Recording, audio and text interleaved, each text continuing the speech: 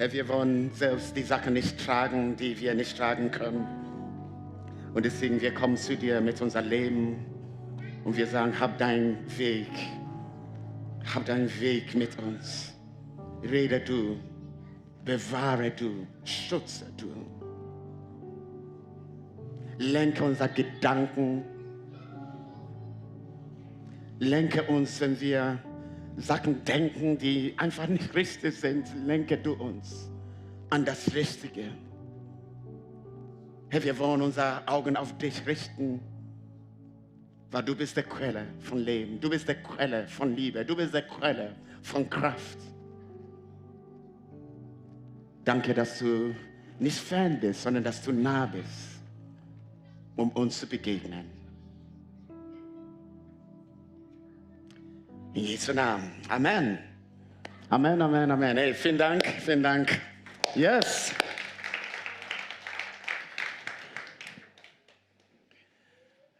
So.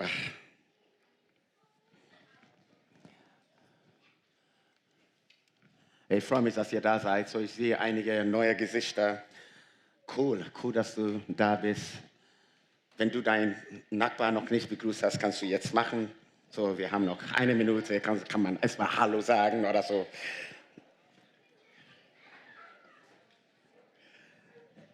Ich sehe Jenny.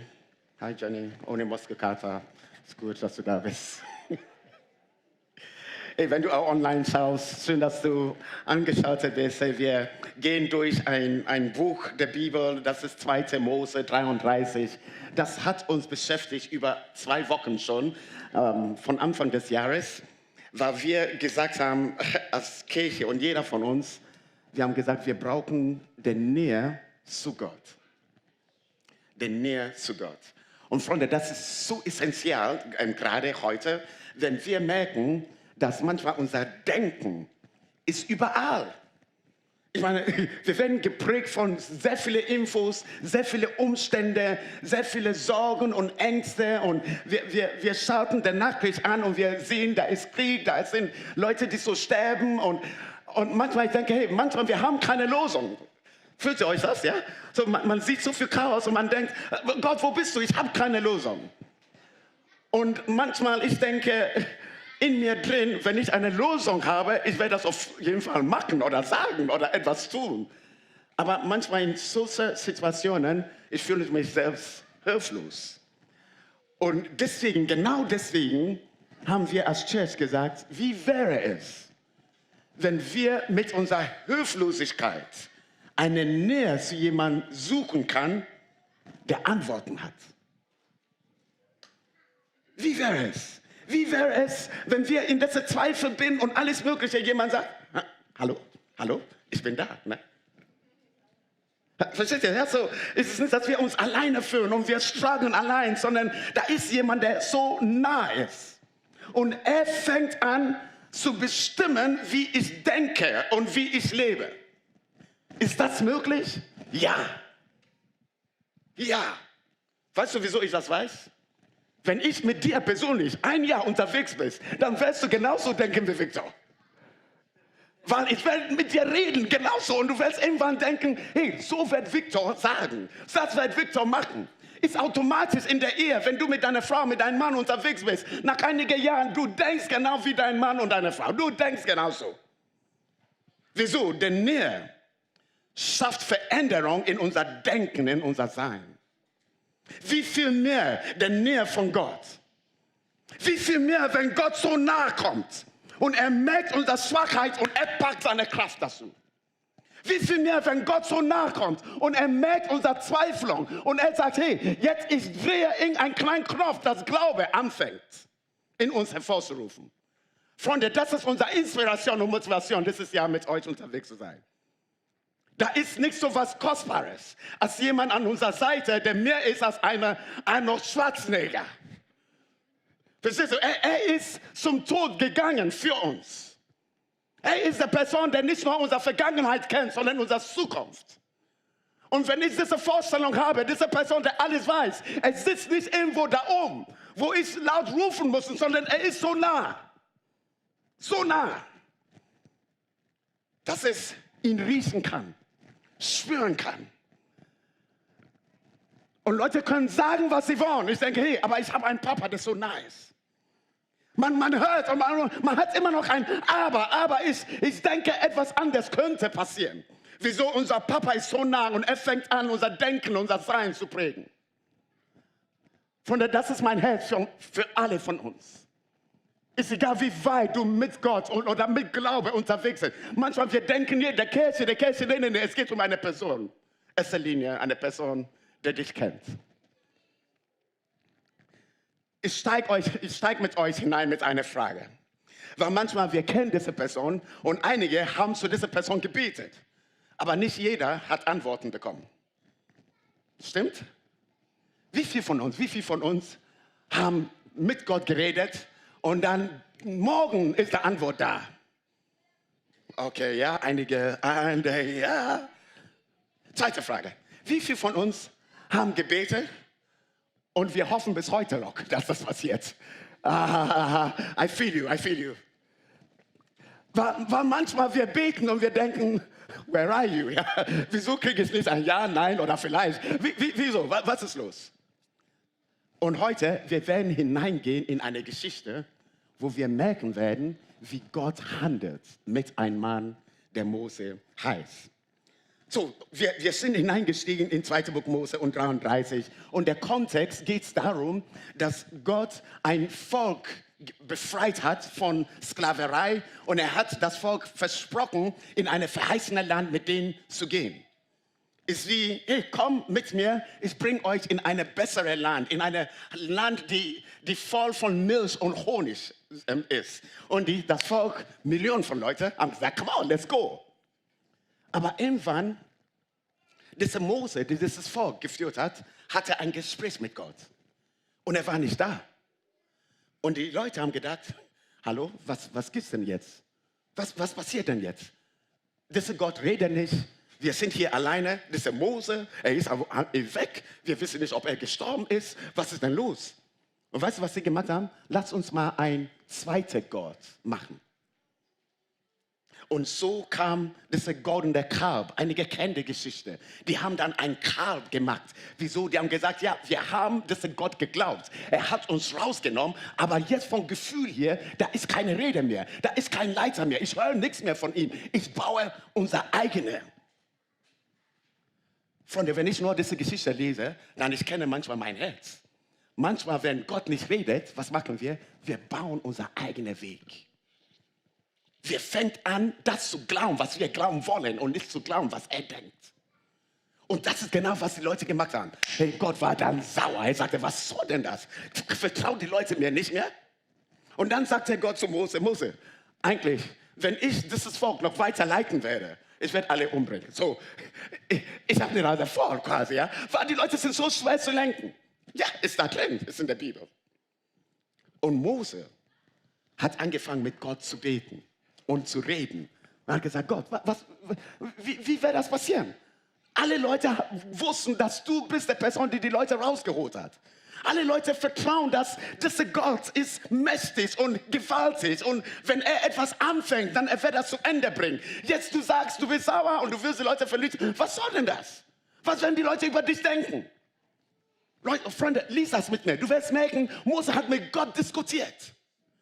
Und Gott sprach mit Mose wie ein Freund, von Angesicht zu Angesicht. Und Gott sagte, okay, ich gehe mit. Ich gehe mit euch. Und jetzt steige ich mit euch in diesen Text von heute. 2. Mose und dann 33 und Vers 17. Und der Herr sagte zu Mose, ich will dir auch diesen Wunsch erfüllen, den du gerade geäußert hast. Denn du stehst in mein Gunst und ich kenne dich. Freunde, das Volk, die waren ganz weit weg von Gott. Die waren nicht da, wo Gott sie haben wollte. Aber da war ein Mann, der da war. Wer war ihn? Mose. Und hör mal, was Gott sagt. Wegen deiner Entscheidung, Mose, wegen der Gunst auf dein Leben, weil ich dein Leben kenne, will ich ein ganzer Volk noch begleiten. Merkt ihr das? Gottes Entscheidung ist nicht basiert auf wie gut das Volk war, sondern Gottes Entscheidung war, nur da war eine Person, sagte Gott, ich stehe ein für das ganze Volk. Freunde, wenn ich an Leiterschaft denke, an Mitarbeiterschaft denke, dann ich denke nicht nur an Leiterschaft, der sagt, hey, alles sind gut und deswegen mache ich das. Nee, wir sind nicht gut genug vor Gott. Es ist nur der Gunst und der Gnade Gottes, die wir verdient haben. Er sagte zu Mose, ich kenne dich. Ich kenne dich. Wenn Gott das sagt, ich kenne dich, dann, Freunde, glaub mir, es ist nicht eine Biografie, die er gelesen hat. Er kennt alles. Dein Zweifel, deine Sorgen, ja, wie du letztens geschimpft hast mit deinem Chef, wie du letztens diese Person so geärgert hast, du hast das nicht gesprochen, aber du hast das gedacht. Er weiß alles. Ich kenne dich. Und dennoch sucht er den Nähe. Das geht weiter hier in Vers 18. Doch Mose hat gesagt, hey, ich habe noch eine weitere Bitte. Eine Sache noch, Gott. So, ist gut, dass du mit mir gehst und ja, super. Und das ist in deinem Gunst-Leben, super. Eine Sache noch. Ich will dein Angesicht sehen. Ich will mehr als normal. Es ist gut, dass du mitgehst, aber darf ich jetzt deine Herrlichkeit sehen? Habt ihr schon mal gefährliche Gebete ausgesprochen? Kühne Gebete, wo man selbst denkt, ich zweifle selbst an mein eigenes Gebet. Ja, so, man betet das mit zitternden Herzen, so, weil man denkt eigentlich, was ich bete, ist Blödsinn. Das ist nicht mehr logisch, das ist überhaupt das Bete, aber ich sage das trotzdem. Das war Mose. Eigentlich, es sollte zufrieden sein, dass Gott sagte, ich gehe mit. Er sagte, ja, aber da ist noch eine Sahne, die ich noch auf meinen Espresso noch brauche. Wäre das möglich? Dass ich noch dein Angesicht sehen kann? Und Freunde, die Antwort von Gott war nicht, oh ja, klar. Sondern er sagte, das ist too much. Er sagte hier, ich will meine Güte mit dir vorüberziehen lassen. Und ich will meinen Namen, der Herr, vor dir ausrufen. Ich schenke meine Gnade und meine Barmherzigkeit, wem ich will. Hier beschreibt Gott, wer er ist. Und er sagte, hey, das bin ich. Ich schenke jeder oder wer ich will, meine Gnade und meine Barmherzigkeit. Freunde, wenn ich an uns denke, dann Gott tut Dinge, die er tun will mit uns. Mein logisches Denken sagt, wenn er das mit ihr getan hat, dann ich habe das auch verdient. Aber ist manchmal nicht so. Gott ist nicht in unserer Logik zu denken. Er macht, was er will. Ein Satz noch, auch wenn es uns nicht gefällt. Autsch, autsch. Aber das ist, was hier steht. Ich schenke meine Gnade und mein Erbarmen, wem ich will. Freunde, ich wünsche mir, dass du und ich, dass wir Mut haben, gewisse Gebete auszusprechen.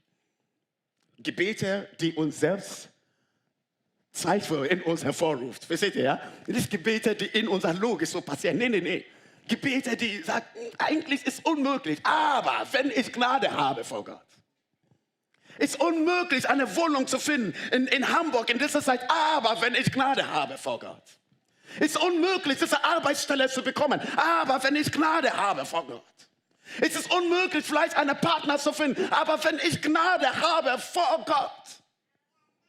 Freunde, die sind Gebete, die wir dieses Jahr aussprechen sollen. Nicht, weil wir stark genug sind, sondern weil wir einen starken Gott haben und er tut, was er will. Kühne Gebete.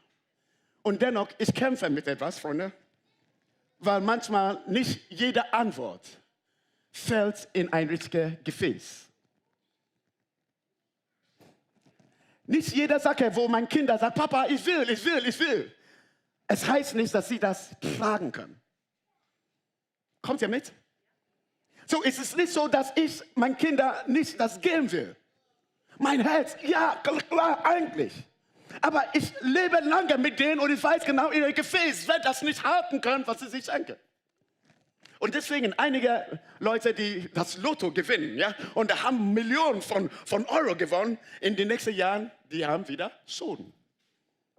Wieso? Ist nicht, dass das Geld nicht da war, sondern das Gefäß konnte das nicht halten, was sie hatten. Freunde, wenn ich an diese Erbarmen und Gnade denke, dann, Freunde, weißt du, was ich denke? An mein Herz. Weil desto gefährlicher meine Gebete, desto mehr will ich gerne ein Gefäß sein, das zu tragen, was Gott gibt. Es ist nicht nur, oh Gott, mach mal. Und wenn das kommt, es wird mich mehr kaputt machen als gesund machen. Sondern Gott soll das bewegen, aber es soll auch mein Herz erweitern, um das zu tragen. Und das hat was mit meinem Charakter zu tun. Das hat was mit meinem Sicht zu tun. Das hat was mit Freunden an mein Leben herum zu tun. Freunde, es ist nicht so, dass Gott uns sorgen werde, mit was wir wollen und unser Umfeld das nicht ertragen kann.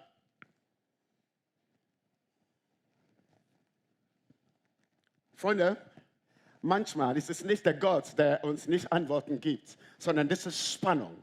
Ich habe ein Gebet ausgesprochen, aber ich will Gott haben, meinen Charakter und mein Sein zu verändern, um das zu tragen. Das ist, was zusammenkommen soll. Ich gehe noch weiter in die Geschichte, okay? Seid ihr mit mir? Der zweite Gedanke, so ich sehe diese ganze Geschichte wie ein Hollywood-Film, ja? Und deswegen geh mit mir in diese Hollywood-Film-Szene. Die zweite Szene war, Gott sagte, nein. Und er sprach weiter, mein Angesicht kannst du nicht sehen, Mose. Nein. Denn kein Mensch sieht das, kein Mensch wird leben, wenn er das sieht. Es ist wie Gott sagt, hallo, das ist too much. Sei froh, dass du die Espresso hast, da ist kein Sahne drauf. Sei froh, dass du das hast, ja, das kriegst du nicht. Wieso? Es wird dein Leben kaputt machen. Gibt es Dinge, die Gott uns geben will, die uns manchmal zerstören und nicht Heil bringt? Kann das sein, dass einige von uns immer noch ein Nein haben für gewisse Gebete? Nicht, weil Gott einfach sagt Nein, sondern er liebt dich, deswegen sagt er Nein? Dass sein Nein mehr als ein Schutz ist und nicht eine Verdammnis ist? Mehr ist wie, hey, Tochter, ich liebe sie so sehr, deswegen ich halte das immer noch zurück, weil das wird dich kaputt machen. Was du gerade betest, ist super, aber es wird dich umbringen. Und wir von dieser Seite hier, wir denken, oh Gott, warum? Ich bete die ganze Zeit. Sei froh, dass Gott das zurückhält. Ich will mit euch ein bisschen tiefer gehen, ja, weil manchmal wir denken, hey, Gnade, ja, alles passiert. Gnade, hey. Nein, das ist real life. Und wenn wir anfangen, so Dinge zu verstehen, dann werden wir manchmal nicht enttäuscht sein an einem Zeitpunkt, wenn Dinge nicht geschehen. Sondern wir sind immer noch glücklich, obwohl innerlich wir sagen, eigentlich ist das schön, wenn das jetzt geschieht. Und innerlich, wir sind immer noch glücklich, weil wir wissen, wenn das nicht geschieht, Gott will uns schützen.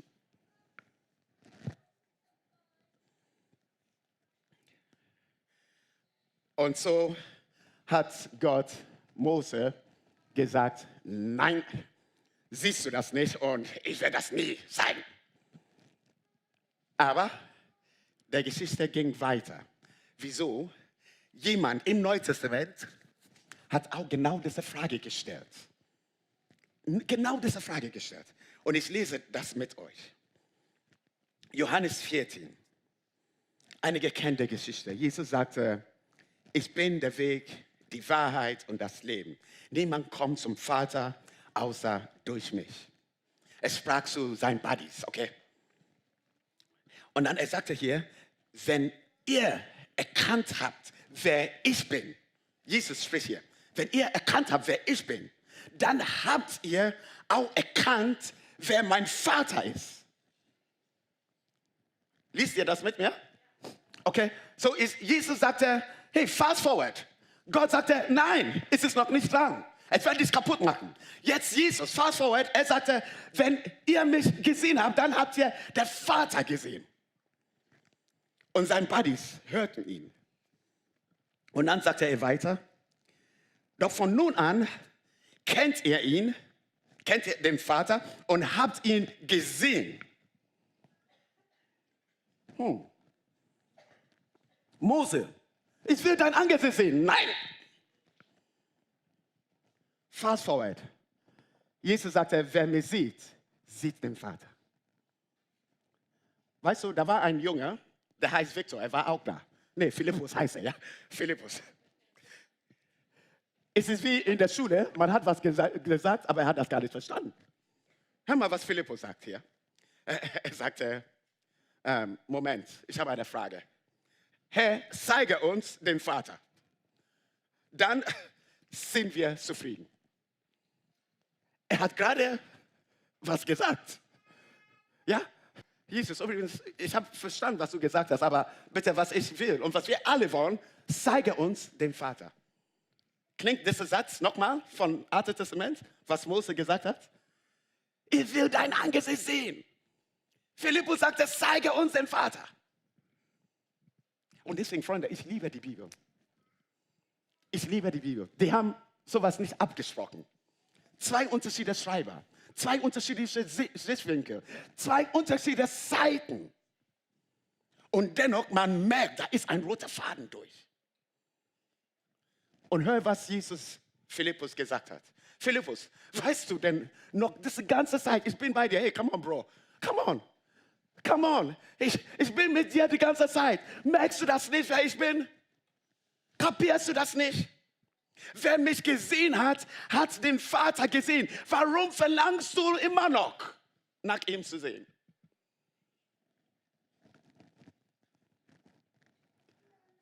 Freunde, das ist eine Offenbarung Gottes. Manchmal, das sind Punkte in unser Leben. Wir haben Gebete. Er sagt, es ist noch nicht dran. Wieso? Da ist was Besseres, die ich noch kommen werde. Da ist noch was Einfaches, die da kommen werde. Aber wenn du reif genug bist, dann wirst du das sehen. Philippus stand vor Jesus selbst und er hat Gott nicht erkannt. Freunde, einige von uns sind mit Gott unterwegs. Einige lieben Gott und dennoch, wir erkennen ihn nicht, obwohl er so nah ist. Der Geschichte ging noch weiter. Was Jesus sagte hier, ist gewaltig. Er sagte hier, hey, Philippus ist okay, aber du musst wissen, eigentlich jetzt steht der Vater vor dir, weil ich vor dir stehe. Und dann sagte er, dann hat er angefangen, über den Heiligen Geist zu sprechen. Ich werde den Vater bitten und er wird euch den Ratgeber senden. Er kommt und er wird in euch sein. Die Welt kennt, ich kann ihn nicht empfangen, denn sie sieht ihn nicht. Ihr kennt ihn nicht. Der Welt kennt ihn nicht. Und er sagte, und kennt ihn nicht. Ihr aber kennt ihn. Und jetzt kommt, weil er bei euch bleibt.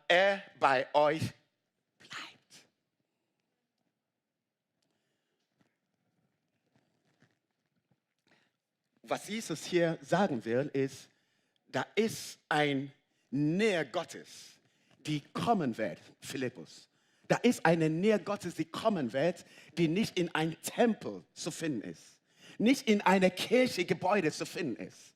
Nicht nur in einem Pastor zu finden ist. Sondern da ist eine Nähe Gottes, die kommen wird, die bei euch bleiben wird. Ist kein Wunder, wenn man manchmal die Neue Testament liest, Paulus sagte, ihr seid der Tempel des Heiligen Geistes. Es ist wie Moses hat gesagt, Gott zeigt mir dein Angesicht. Und Gott sagte, nein, nein, nein. Wieso? Da ist eine Zeit, wo dieses Angesicht, Gott selbst, das Heilige Geist nah an uns kommen wird. Eine Zeit, die Moses erwünscht hat zu sehen, ist etwas, die Jesus möglich gemacht hat durch die Sendung des der Geist Gottes. Die Frage, die ich mich manchmal stelle, ist, sehen wir ihn? Ein Satz noch, Vers 23. Jesus erwiderte, wer mich liebt, wird tun, was ich sage. Und dann steht, mein Vater wird ihn lieben und wir, Merkt ihr das Wort? Wir? Wer ist wir gemeint? Was denkt ihr? Genau, wir. Nicht wir, sondern er, der Vater, Gott selbst. Ja, der Vater, der Sohn, der Heilige Geist, wir. Wir werden in ihm sein, wir werden da sein. Wir werden in ihm kommen und bei ihm wohnen. Freunde, das Wort wohnen hat diese Bedeutung von der Person lebt für immer. So ist das Wort ist, ich werde das bestimmt falsch aussprechen, so Monet, ne? Monet. Wir sagen einfach Monet. Das ist ein dauerhaft Wohnen, sich niederlassen, einen festen Aufenthaltsort zu haben. Nicht nur Besuch, sondern bleiben.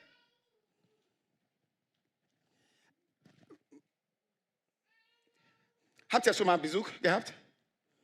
Okay, man räumt schnell auf. Ja, so der Besuch kommt.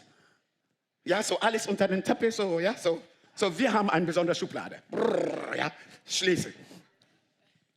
Das ist die Schublade, die wir nie aufräumen werden. Ne? So, ist Besuch, ist okay. Aber wenn der Person bleiben will, Freunde, dann da ist ein ganz anderer Putzen, die ich machen muss, oder? Ja, wenn ich weiß, der Person bleibt noch 3-4 Tage, dann ich denke, nee, dann dieser Raum muss wirklich aufgeräumt werden. Wieso? Der Person wird ein Teil von unserem Leben sein. Freunde, das ist, was manchmal Christen als eine Lüge gehört haben. Die haben gedacht, bevor Jesus in mein Leben hineinkommen kann, dann ich muss aufräumen. Und ich muss einen Grundputz machen, sonst ist es peinlich. Aber Freunde, wenn wir das selbst schaffen, unser Leben aufzuräumen, dann brauchen wir Jesus nicht. Jesus ist da, um reinzukommen in diesen Ort, die verschmutzt ist und keine Ordnung hat. Und seine Spezialität ist, reinzukommen in das Haus und sagen, hey, ich wohne hier. Und Stück für Stück, wir räumen zusammen auf. Stück für Stück bringe ich Gedanken in Ordnung. Stück für Stück, ich verändere dein Leben, um ihm zu vergeben zu können. Das ist sein Geschäft. Freunde, deswegen, am meisten von uns, wir wissen das auch, wir versuchen aufzuräumen und wir sagen, ich tue das nie wieder. Nächste Woche.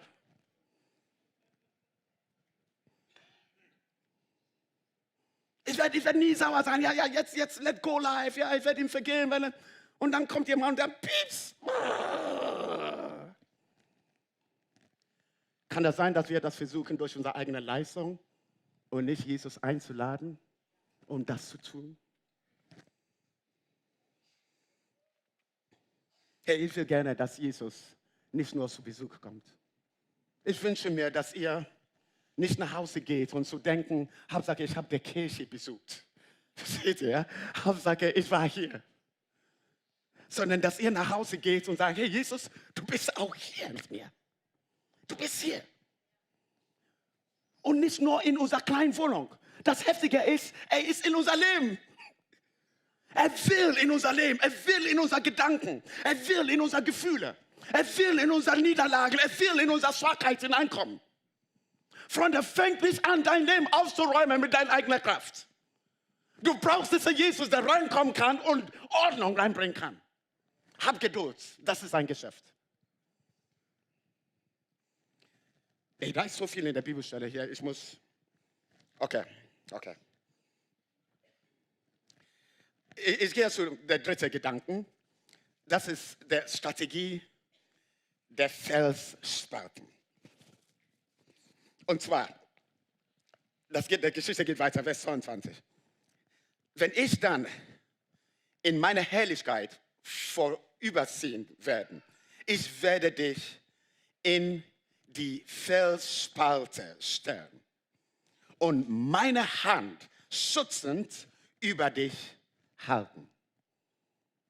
Gott war ready, Mose etwas zu zeigen.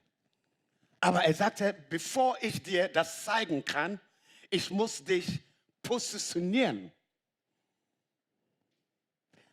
Ich muss dir in eine Felsspalte hineinstecken und ich werde vorbeigehen. Ich habe mich gefragt, Gott, wieso? Wieso diese ganze Arbeit? Ja, wenn du ihn zeigen willst, zeig ihn doch. Aber anscheinend, er will ihm nicht was zeigen, wenn er nicht in der richtigen Position ist. Ich habe hier einen Jünger, so ich hoffe, dass der Kamera mit mir ist. So, ihr kennt dieses Spiel, ne? So, wenn ihr das so hier seht, ist stabil. Ich kann immer noch weiter darauf bauen. Wieso? Der Basis ist so positioniert, dass man darauf bauen kann. Aber wie das Spiel so ist, man versucht, der Stabilität zu verändern, ohne dass das Obere wegfällt. Und manchmal, desto schlimmer das wird, desto mehr hat man dieses Herzklopfen. Ja? Bum, bum, bum, bum. Wieso? Der große, dieser Turm, ist basiert auf wie stabil der untere Bereich ist. Wenn ich nur eins hatte und ich sage, aber ich fange an, das Turm zu bauen.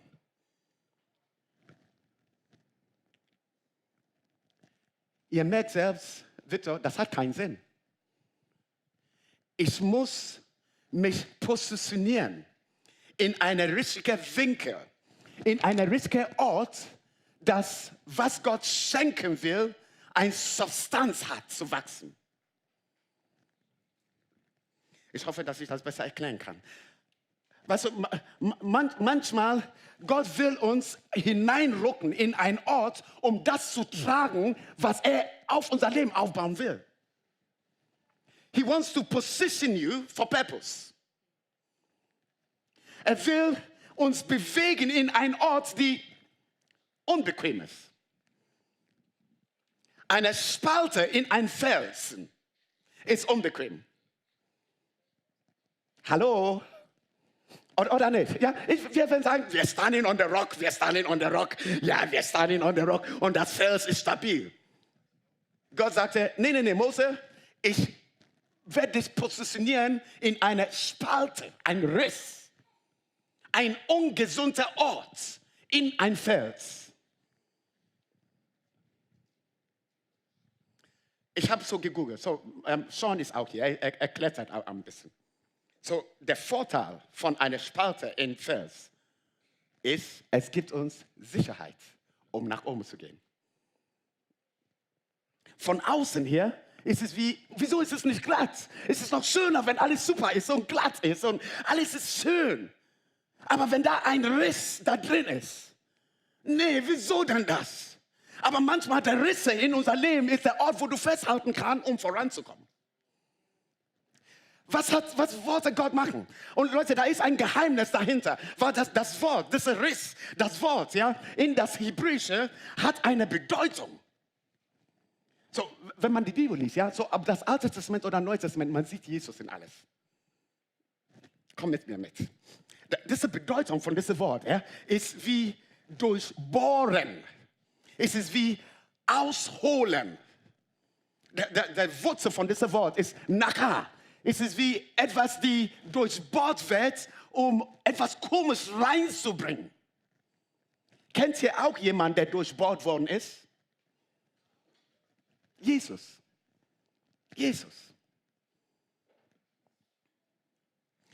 Und deswegen, was hier geschah für Mose, war komisch, Freunde.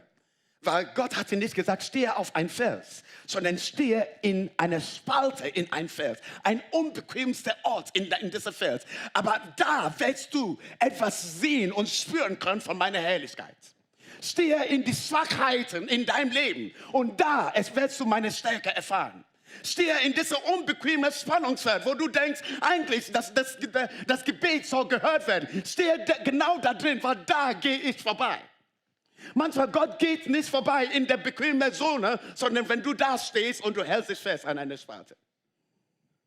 Manchmal ist der Riss, die uns Stärke gibt. Kann jemand Amen sagen? Freunde, ich denke wirklich an Paulus, der sagte, hey, mein Riss in meinem Leben ist meine Schwachheit. Aber da erkenne ich Gottes Stärke, 2. Korinther 12 bis 9. Freunde, manchmal wir verstecken unsere Risse, unsere Schwachheiten. Weil es ist peinlich, wenn du das weißt. Es ist peinlich, wenn du merkst, hey, ich schaffe das nicht. Aber genau in diesen Schwachheiten will Gott zeigen, dass er kraftvoll ist. Freunde, deswegen, hey Church, wir schämen uns nicht, zu zeigen, wie schwach wir sind. Wieso? Weil dann erkennen wir, wie stark unser Gott ist. Hey Church, wir stehen manchmal in der Risse. Hey Church, manchmal wir wissen nicht, was morgen ist. Und er sagt, steh einfach da, halte durch. Wir suchen ein neues Gebäude, wir haben das noch nicht, halte durch. Du suchst eine neue Arbeit, du hast das nicht, halte durch. Ist irgendwo in der Riss. Aber genau da will ich meine Herrlichkeit offenbaren. Genau da. Freunde, nicht wenn alles bequem ist. Nein, wenn du denkst, hey Gott, wie lange noch? Genau da will ich zeigen, wie stark ich bin. Genau da will ich dir zeigen, wie ich bin als Gott. Freunde, der Geheimnisse Gottes erleben wir in guten Zeiten und auch in schlechten Zeiten.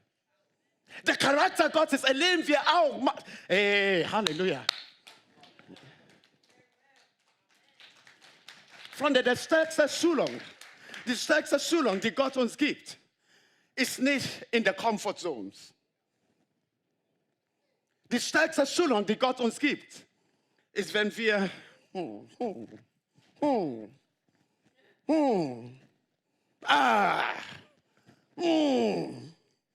versteht ihr, so innerlich unruhig. Innerlich, wir wissen eigentlich, ich muss da oben und ich stehe hier. Innerlich, ich musste längst schon eine Arbeit haben, aber ich stehe hier.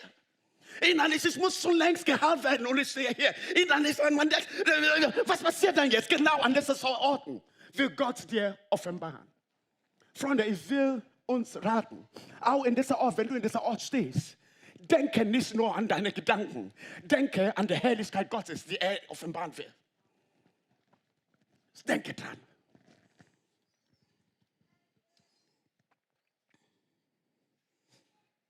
Freunde, ich denke an einige Leute in der Bibel, die genau in solchen Orten waren. Ein Riss. Ich denke an Mose selbst. Er hat Ägypten verlassen, weil er jemanden umgebracht hat und er hatte Angst. Und von einem Palast, er kam irgendwo in die Wüste und er hat auf Schafen gehütet. 40 Jahre lang. Ich weiß nicht, was sein Gebet war. Gott, wieso? Ich denke an Josef, der Träume hat, dass seine Brüder oder Leute werden zu ihm beugen.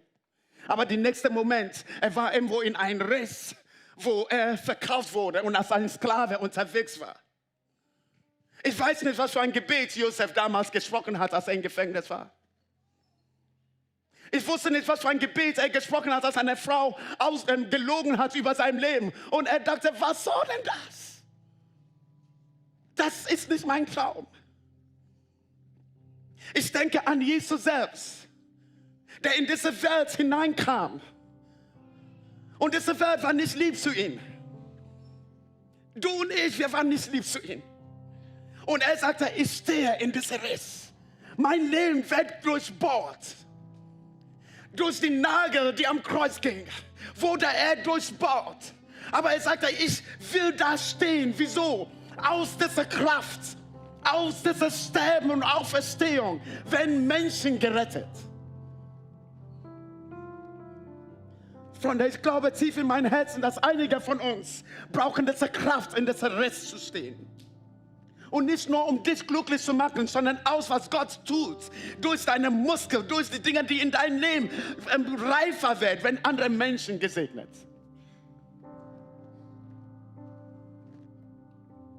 Wir werden gleich in Kleingruppen hineingehen. Ich habe nicht alles gepredigt. Ja, so morgen beten wir zusammen. Ja, ich werde den Rest dann da sagen.